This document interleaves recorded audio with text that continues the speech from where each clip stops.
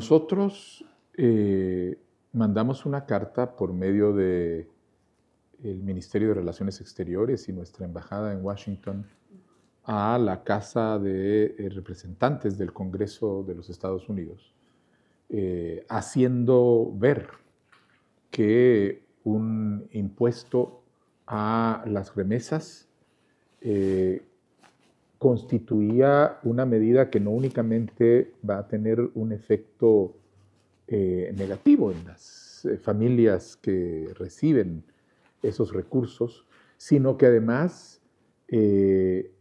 no contribuye a los objetivos que tanto los Estados Unidos como Guatemala nos hemos fijado para contener la migración y fomentar condiciones que le permitan a las y los guatemaltecos permanecer en el país. Porque en la medida en que se les pone un impuesto y se reduce el monto que las familias reciben, pues el impacto económico que van a tener se va a ver reducido y esta reducción pues no va a contribuir a esos objetivos de desarrollo que tenemos, y entonces hemos hecho un llamado a considerar esta decisión y a, en la medida de lo posible, suspender este hecho. De hecho, el tema está todavía en discusión en la Casa de Representantes. Nosotros esperamos que la carta que nosotros hemos enviado, como las cartas que han enviado también otros gobiernos, pues sean efectivamente consideradas por los diputados. Nosotros ya empezamos. De hecho, si ustedes vieron, la semana pasada tuvimos, por un lado, firmamos la carta de entendimiento con el gobierno norteamericano, con el Comando Sur del Ejército de los Estados Unidos y por parte de Guatemala con el Ejército de Guatemala, para iniciar todo el proceso ya de ampliación de Puerto Quetzal. Al mismo tiempo, estuvo en Guatemala una misión de expertos del ejército norteamericano en trenes y metro para hacer ya los primeros estudios sobre el tema. Nos dieron un primer informe sobre cómo ven el desarrollo. Decidimos que efectivamente son dos proyectos que van a ir en paralelo. Uno es el proyecto del metro de la ciudad de Guatemala, el otro es el proyecto del ferrocarril de carga, y estos, ahorita ellos con el trabajo de estudio que hicieron la semana pasada, van a regresar ya con la propuesta formal y vamos a estar firmando una carta de acuerdo muy probablemente en agosto. Es decir, estos son proyectos que ya están en marcha. Ya empezó la modernización de los puertos, ya empezó la modernización la recuperación de un ferrocarril que perdimos por esa mezcla de incompetencia y corrupción, y ya empezó el proceso de construcción de la línea del metro. Puede ser tramos subterráneos, puede ser tramos aéreos, lo que salga más conveniente en términos de rapidez y de costo. Mire, nosotros estamos, los estudios, la parte de la modernización de la terminal de puertos, esa estaríamos avanzando de manera muy rápida el año 26-27. Y el 27 va a comenzar el proceso de construcción de la dársena. Acuérdense que aquí hay que agarrar y hay que empezar a dragar toda la tierra para poder crear un nuevo espacio donde puedan llegar a fondearse los barcos. Todos estos proyectos de gran infraestructura son proyectos que toman bastante tiempo en desarrollarse. Y los gobiernos anteriores sencillamente, como si no podían ponerse la medallita, no hacían nada y dejaban que se fueran. Por eso llevamos 30 y 40 años de retraso sin que nadie quiera hacer nada para sacar estas cosas, pero nosotros dijimos que era necesario hacerlo y lo estamos haciendo. El aeropuerto, tenemos ya el estudio del Banco Mundial para la modernización del aeropuerto y ya estamos en el proceso, ya lo recibimos la semana pasada, ya nos dieron $800,000 para poder hacer los estudios que nos hacen falta y a partir de ahí estamos viendo el proceso de modernización que vamos a realizar de la mano del Banco Mundial para ya tener el aeropuerto. Y la tercera etapa va a ser la ampliación, va a ser construir otra pista. Eso ya nosotros vamos a hacer toda la fase de, espero, la fase de diseño y de licitación, pero ya esa construcción sí va a ser de quienes vengan después, porque los procesos estos son... Le voy a dar un dato. ¿Sabe cuánto toma estudiar las mareas y las aguas para hacer una decisión? 2 años. Nosotros, por suerte, tenemos ya estudios que se han venido haciendo. Hay un plan maestro de desarrollo de Puerto Quetzal y eso nos permite avanzar y hacer la ampliación del puerto para construir la nueva dársena, 1 o 2 dársenas que estamos viendo ahorita. Nosotros tenemos 2 planes que estamos haciendo ahorita junto con Puerto Quetzal y con el puerto de Santo Tomás de Castilla. Estamos haciendo una auditoría de procesos en donde vamos a revisar todas las condiciones en que están funcionando los puertos de manera de recortar todos los tiempos que están en este momento y una auditoría de seguridad para lograr blindar los puertos a todo tipo de tráfico legal, ilegal que existe, contrabando, tráfico de drogas, etc. Estos 2 los vamos a estar haciendo en este momento. En estos 2 también nos están acompañando. Hemos pedido apoyo de agencias norteamericanas para poder ya empezar a implementar las medidas que nos van a permitir empezar a abordar esta situación de cuello de botella, que es el resultado de que desde que se construyó Puerto Quetzal no se ha invertido para nada en el desarrollo y en la ampliación del puerto. ¿Y cuánto ha crecido el comercio de Guatemala desde entonces? Y entonces por eso es que ahora tenemos un cuello de botella. Pero la ampliación que vamos a hacer pues va a darle respuesta a estos programas para los próximos 30, 40 años. Mire, nosotros seguimos sentados en la negociación del pacto colectivo. Hemos sido muy claros y el Ministerio de Educación, todos los miércoles hay reunión y todos los miércoles asiste para tener una reunión más de este pacto colectivo. Lo que sucede es que la negociación, la insistencia en incluir en el pacto colectivo una serie de elementos que lo que hacen es que vulneran la función rectora del Ministerio de Educación en términos de salud y por lo tanto son ilegales, impedía que avanzáramos en la negociación del pacto e hizo que con la ministra tomáramos la decisión de que no podíamos esperar para darle el aumento a los maestros, al magisterio que viene trabajando. De hecho, de alguna manera, ellos estaban esperando que se llegara a un acuerdo cuando nosotros estábamos en la plena disposición de reconocer el aumento salarial, el aumento de bonos, otro tipo de condiciones que son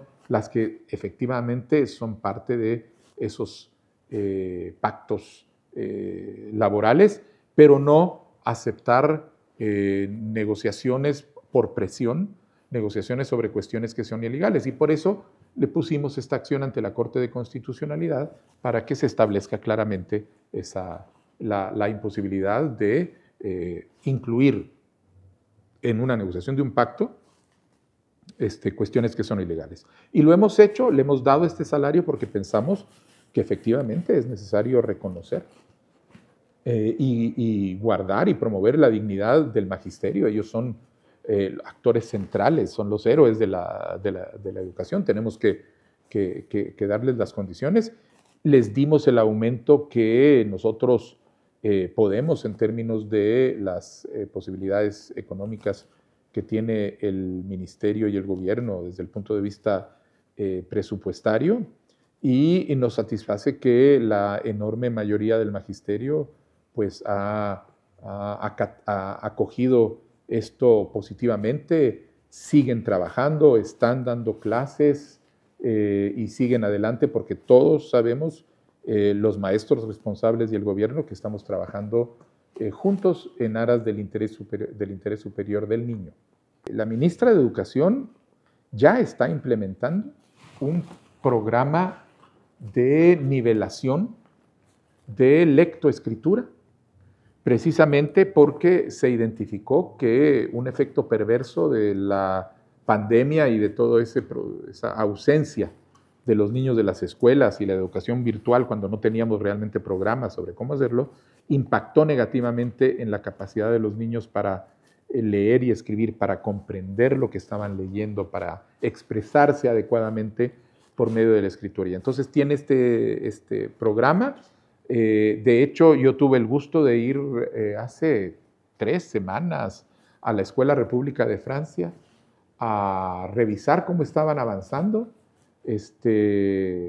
Y realmente fue muy satisfactorio porque es un esfuerzo que ha sido diseñado por pedagogos guatemaltecos con material guatemalteco que capacita a todos los maestros para que con ese material puedan dedicarse a nivelar a los niños y a las niñas en sus capacidades de lectura. Y la verdad es que estuvimos viendo ahí, nos mostraban las tablas de cómo van avanzando y efectivamente el programa tiene un impacto. Y los principales socios para ese programa son los maestros, el magisterio, maestros y maestras, que son quienes su amor por los niños y por la enseñanza los hace asumir esos retos y conducirlos de una manera efectiva. Los maestros con sus actitudes son los que manifiestan. Y ahorita tenemos la mayoría de las escuelas totalmente funcionando y abiertas. Tenemos un pequeño porcentaje de ausencias. La mayoría de los maestros y maestras están trabajando en el interés superior del niño. Tenemos un abastecimiento en hospitales arriba del 90%. Y en puestos de salud está más o menos arriba del 85%. Cuando entró, ¿cómo estaba? Cuando entró, no solo cuando yo entré, se lo voy a poner gráficamente. El Ministerio de Salud desde hace rato viene usando una tabla de colores para indicar niveles de abastecimiento. Rojo cuando hay desabastecimiento, amarillo cuando están en el límite y verde cuando están bien. Los últimos 10 años ha estado todo en rojo, porque siempre ha habido un subabastecimiento. Y de ahí viene toda la experiencia de la población, de que cuando van a un hospital o van a un puesto de salud, que no había medicinas, que no había equipamiento, que no había esto. Bueno, eso se ha solucionado. Si usted ve ahora la gráfica viene de los años anteriores rojo, y cuando entramos nosotros empieza a subir y hoy está verde por completo.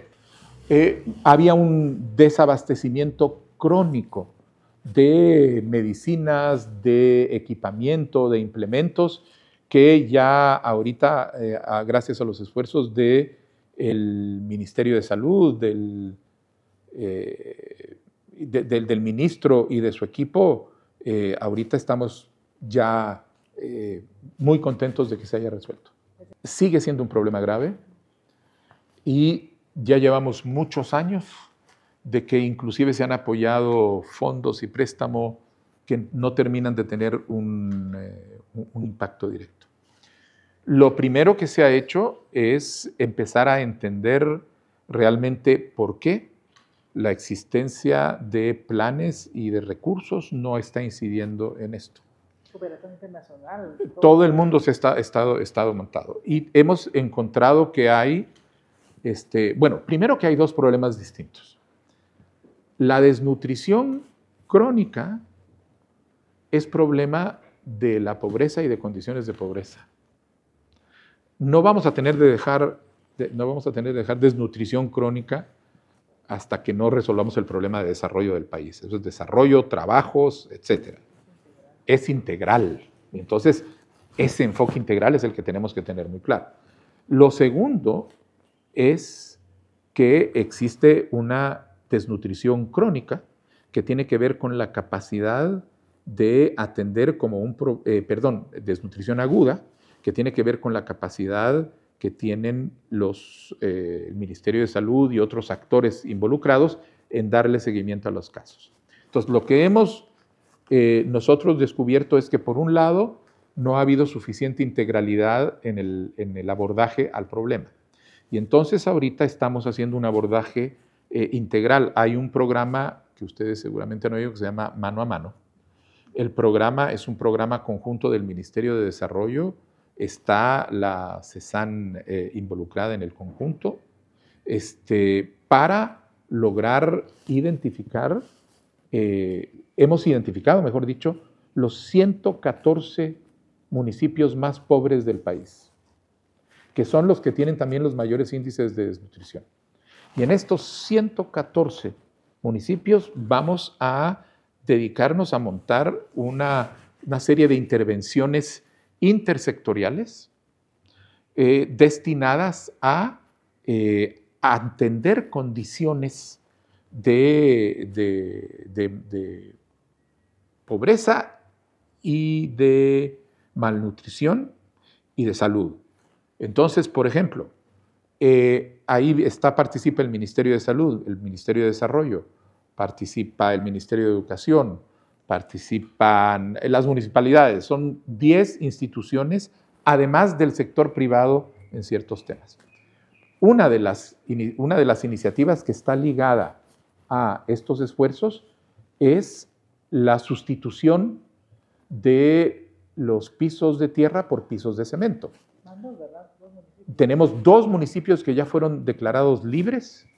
En esos 2 municipios, que son 2 de los municipios realmente de mayor índice de pobreza del país, ya no hay piso de tierra. Todas las casas tienen piso de cemento.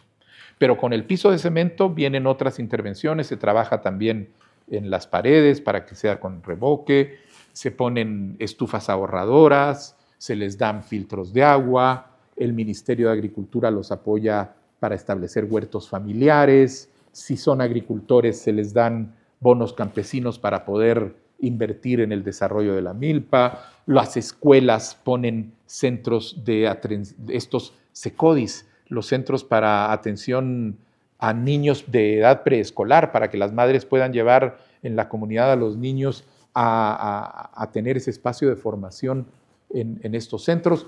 Y todo eso va avanzando. Ya ahorita, en junio, vamos a celebrar el 3º en Colotenango, y el objetivo nuestro es, el gobierno tiene el objetivo de tener 45,000 hogares donde se sustituye el piso de tierra por piso de cemento. El sector privado está contribuyendo con 5,000, de manera que vamos a tener 50,000, pero estábamos hablando el otro día en una reunión que tuvimos, donde se estaba discutiendo la posible participación de fundaciones, la cooperación internacional, en la posibilidad de aumentar estos números este año y decir, bueno, a lo mejor podemos llegar hasta 70,000, a lo mejor 60,000, a lo mejor 80. Entonces, pero por lo menos tenemos claro que 50,000 vamos a lograr este año. Y así vamos a seguir avanzando. Nosotros tenemos casi 1 millón de hogares que necesitan piso de tierra. Entonces, no podemos abarcarlos todos al mismo tiempo, pero empezamos desde los municipios más pobres, avanzando para poder ir en esa dirección. Bien, pues ellos, por ejemplo, ahorita nos están acompañando la delegación que tenemos en Washington para discutir el tema arancelario. Es una delegación oficial del gobierno de Guatemala, encabezada por los ministros de Relaciones Exteriores y Economía, que llegamos con una propuesta, y van acompañados por una delegación fuerte del sector privado, donde están las distintas cámaras participando, está el presidente del CACIF, que participe en ella, porque es parte de esa colaboración que hemos establecido. No es la primera vez, ya hemos hecho giras conjuntas en Europa, por ejemplo, ustedes han podido ver el tema alrededor, sobre todo del tema de desarrollo de infraestructura estratégica, pues ellos han estado muy presentes, están informados y están expresando que efectivamente es lo que se necesitaba hacer. Así que yo digo que tenemos una buena relación. No necesariamente vamos a estar de acuerdo en todo con el CACIF, porque pues el CACIF representa un sector, nosotros representamos al conjunto del país, y entonces puede haber algunos espacios, pero en este tipo de iniciativas creo que estamos trabajando muy bien. En el caso de Mano a Mano es un ejemplo donde ellos están incorporando y están trabajando. Tenían un programa, ellos su propio programa que ya venía, nosotros sacamos el otro, ahorita ya hay una decisión de incorporar, o sea que estamos bien. Nosotros, hay una campaña de desinformación muy claramente montada, porque ya es prácticamente lo poco que le queda a este grupo que se ha venido debilitando y se ha venido quedando ciego. Se vuelven más ruidosos y se vuelven más agresivos a medida que van perdiendo relevancia política. Acuérdense que venimos de una situación en donde era este grupo, estas redes las que tenían el control sobre todas las instituciones del Estado. Y ahorita no solo perdieron el control sobre el Ejecutivo, sino que además empiezan a debilitarse en las Cortes y empiezan a debilitarse en otros espacios y ya no logran. Y están a pocos meses, en que ya un año, en el que vamos a tener un cambio en la Fiscalía con una decisión que yo como presidente de la República voy a tomar para nombrar al próximo fiscal y que va a marcar un cambio de época porque vamos a recuperar la Fiscalía para la justicia de verdad, para la objetividad, para el Estado de Derecho, y eso genera este tipo de situaciones y cuestiones de ataques, etc. Y nosotros lo que tenemos claro es que no tenemos que dejarnos distraer, que nuestra tarea es trabajar para generar los resultados concretos en términos de bienestar. Ayer me tocó, por ejemplo, ir a inaugurar un puesto de salud en San Pedro Necta, la aldea El Tzalay. Es el puesto de salud número 23 que hemos inaugurado durante mi gobierno, en todo el país. ¿Sabe usted cuántos puestos de salud inauguró el gobierno anterior? ¿En 4 años? 4. ¿Sabe usted cuántos tenemos programados para inaugurar este año? Este año. En Huehuetenango, no en todo el país, 51. Puestos de salud, nada más con un indicador. Entonces nosotros lo que tenemos claro es que la respuesta nuestra a la desinformación, a la mentira, a todo eso, tiene que ser la obra. Tiene que ser obra pública, tienen que ser las 15,000 escuelas remozadas que llevamos hasta ahora. 36,000 escuelas tiene el país. Quiere decir que si ahorita llevamos 15,000, vamos a lograr haber remozado todas las escuelas del país antes de que termine nuestro gobierno. Y vamos a poder empezar a hacer una segunda ola para ampliar esos remozamientos. El lunes vamos a presentar al nuevo equipo de seguridad del ministerio. Va a haber un ajuste en los viceministros y en la Dirección General del Sistema Penitenciario. Este nuevo equipo, bajo el liderazgo del ministro, tiene la responsabilidad de implementar una estrategia que dé respuesta a la situación que estamos enfrentando en este momento. Más allá de las estadísticas, es evidente que los guatemaltecos y las guatemaltecas tienen una percepción de inseguridad, los hace temer que puedan circular en sus calles, en sus barrios, y eso no es aceptable. Nosotros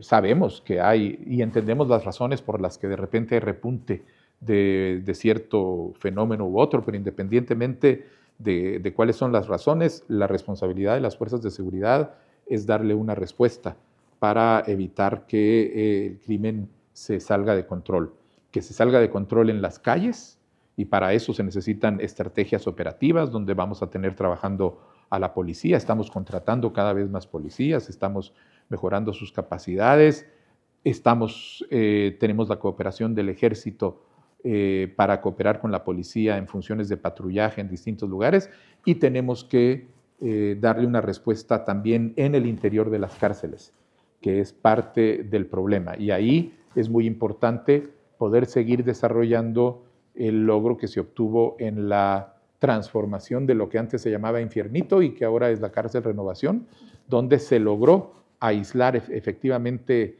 a los reos de manera que ya no hay contacto entre los reos que están en esa prisión y el exterior, que es lo que sucede en el resto de prisiones. Y estamos muy claramente, con mucha claridad, de la necesidad de dar respuesta a esa inseguridad. Mire, lo que sucede en el Congreso de la República, pues es un Congreso muy fraccionado, con una serie de bancadas y subbancadas. En el caso del Movimiento Semilla, pues hay los diputados, hay un grupo que está yendo en la dirección de establecer un nuevo partido, hay otro grupo que está trabajando en el marco del Movimiento Semilla existente, pero los dos han manifestado claramente que siguen operando como una sola bancada dentro del Congreso. Es decir, las discusiones son en referencia a las rutas electorales que se pueden llegar a seguir, no sobre el trabajo actual. Ellos siguen trabajando como una bancada y nosotros los vemos como una bancada hasta que pase otra cosa. Pero, por ejemplo, ustedes han visto que en los últimos 2 días presentaron una ley donde estaban todos juntos. Ayer la reacción a la agresión inaceptable que hubo en la Universidad de San Carlos a la diputada Brenda Mejía, también la hicieron en conjunto, es decir, la bancada sigue operando.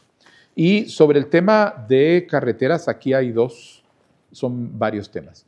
Primero, para esta temporada de lluvias que viene, el ministro de Comunicaciones ha organizado un centro de operaciones de emergencia, un COE, que está precisamente destinado a poder atender cualquier tipo de problema que provenga de los efectos de las lluvias en estos días. En estos COEs van a estar en contacto con las 22 zonas viales del país y colaborando con Covial, con Provial, con la Dirección de Caminos, pero hay también constructores, empresarios que han manifestado su deseo de participar voluntariamente en estos equipos, que son equipos de respuesta rápida a cualquier tipo de situación que haya. Eso es adicional a los procesos de asignación de los contratos de mantenimiento regulares a las distintas firmas que está teniendo lugar en estos días. Ya está por salir esa asignación. Y eso es adicionalmente a los programas de desarrollo carretero que hay que están en todo el país, donde ya hay objetivos muy claros sobre el número de kilómetros que se necesitan recuperar, el número de obras que necesita terminar. Recuerden que uno de los problemas que hemos encontrado es que se encontró muchísima obra tirada, muchísima obra que había empezado y se había dejado tirada por años. Y entonces parte de eso es venir, recuperar y entender cómo se puede llegar adelante, cómo puede salir. Con proyectos especiales, como por ejemplo un programa que el otro día nos dio mucho gusto ver. Nosotros lo diseñamos y ha sido nominado para recibir un premio internacional por la Federación Internacional de Carreteras. Es el proyecto de rutas para el desarrollo que estamos aplicando en aquellas áreas del país que tienen menos inversión en carreteras secundarias y terciarias, fundamentalmente. Ha sido muy complicado. ¿Por qué? Porque el aceite que alimentaba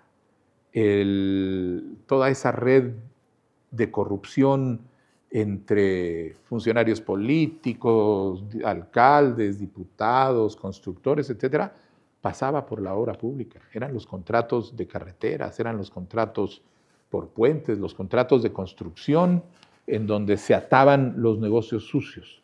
Entonces, cuando llegamos, pues lo que ha tomado tiempo es entender el alcance de la corrupción, porque tampoco se trata de que era únicamente, ahí llegaban 2 o 3 jefes que eran los que hacían todo. No, miren, la corrupción a veces está hasta el nivel más pequeño en un funcionario que le acepta una mordida a alguien para poner un documento antes de otro, para hacer la vista gorda que falta un informe, para todo tipo de cuestiones, y ir enfrentando eso es lo que ha ido retrasando la implementación de contratos por parte del ministerio. Pero se ha ido limpiando y ahorita ya estamos en la fase de empezar a construir los distintos. Durante mucho tiempo veían, no, el kilómetro 40, bueno, ya está, el kilómetro 40 ya está resuelto. Además se dejó con una obra realmente, una dimensión completamente distinta a lo que existía antes, preparada para soportar cualquier cosa. Luego hubo problemas con el kilómetro 17,5, ya está resuelto, ya estamos recuperando obras en distintos lugares. Lo que sucede es que no podemos recuperar todo al mismo tiempo, porque lo que estamos enfrentando son 40 años de abandono y de incompetencia y corrupción. Entonces, vamos haciéndolo a medida que avanzamos. Pero, por ejemplo, este plan de rutas para el desarrollo, ahorita sabemos que en este año, entre la cooperación entre el Ministerio de Comunicaciones y el Batallón de Ingenieros del Ejército de Guatemala, en el municipio de Cobán, vamos a hacer una recuperación de prácticamente 400 kilómetros de carretera entre carretera secundaria y carretera terciaria. Esto es para este año. Y con esas metas vamos a ir moviéndonos. Tenemos metas similares en el área de Ixil, tenemos metas similares en el corredor seco. Entonces vamos a ir moviéndonos con metas concretas que nos permiten ir avanzando gradualmente.